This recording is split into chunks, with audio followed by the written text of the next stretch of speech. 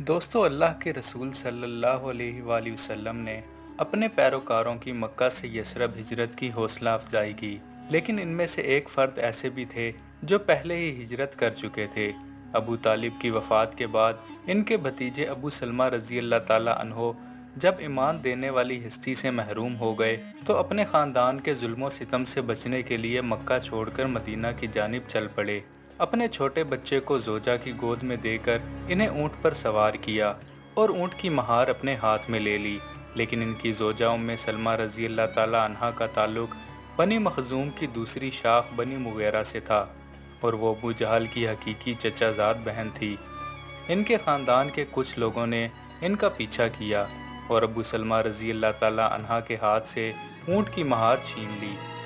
ابو سلمہ کے مقابلے میں لوگ بہت زیادہ تھے، اسی لیے انہوں نے مقابلہ کرنے کی بجائے اپنی بیوی سے کہا کہ وہ اپنے خاندان والوں کے ساتھ چلی جائے، اللہ ایسی صورت پیدا کرے گا کہ ہم دوبارہ مل جائیں گے۔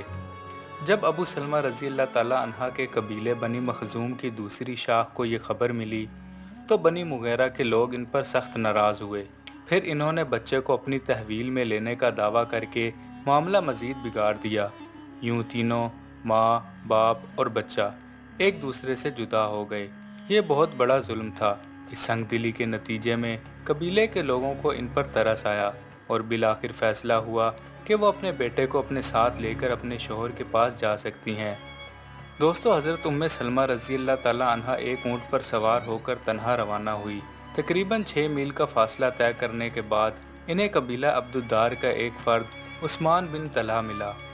یہ اس وقت تک مسلمان نہیں ہوئے تھے، لیکن انہوں نے اصرار کیا کہ وہ سفر کی آخری منزل تک ان کا ساتھ دیں گے۔ انہیں سننے میں آیا تھا کہ حضرت ابو سلمہ رضی اللہ تعالیٰ عنہ قباء میں ہیں۔ یہ گاؤں یثرب کے انتہائی جنوبی کونے میں واقع تھا۔ دوستو، یہ وہی مقام تھا جہاں نخلستان کا ایک سرا سیاہ چٹانوں کے 2 سلسلوں میں سے ایک سلسلے سے ملتا تھا۔ جب وہ ایسے مقام پر پہنچے جہاں سے کھجوروں کے درخت نظر آنے لگے تو انہوں نے ام سلمہ رضی اللہ تعالیٰ عنہا سے کہا، تمہارا شوہر اسی گاؤں میں ہے، بس اللہ کی رحمت کے سائے میں وہاں تک پہنچ جاؤ۔ یہ کہہ کر وہ مکہ کی طرف واپس لوٹ گئے۔ ام سلمہ رضی اللہ تعالیٰ عنہا نے ان کی مہربانی اور نیکی کو ہمیشہ یاد رکھا اور ان کی شرافت کا ذکر بھی کرتی رہیں۔ دوستو، بیعت ثانیہ عقبہ کے بعد قریش کے مسلمانوں کی ایک بڑی تعداد نے ہجرت شروع کر دی۔ سب سے پہلے جانے والوں میں رسول اللہ صلی اللہ علیہ وآلہ وسلم کے کچھ رشتہ دار، حجش اور امہ کے بیٹے اور بیٹیاں، حضرت عبداللہ اور ان کے نانا بھائی ابو احمد شامل تھے۔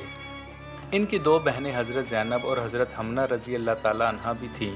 ان کے ساتھ بنی اسد کے بہت سے افراد بھی تھے جو ابو شمس خاندان کے حلیفوں میں سے تھے۔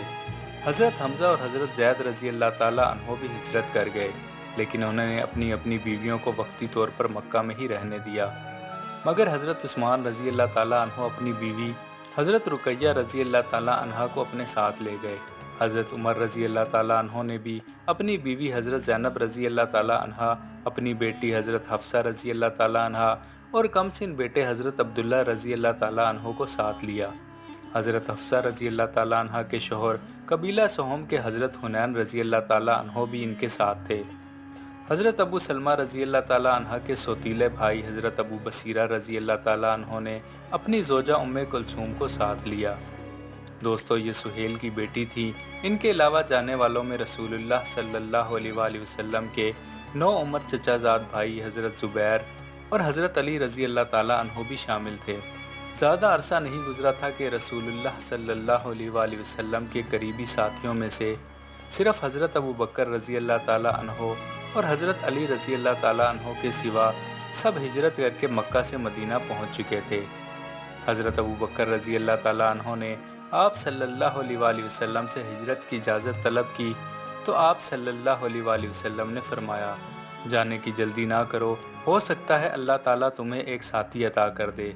حضرت ابو بکر رضی اللہ تعالیٰ عنہ سمجھ گئے کہ انہیں رسول اللہ صلی اللہ علیہ وآلہ وسلم کے ساتھ جانے کے لیے انتظار کرنا ہے۔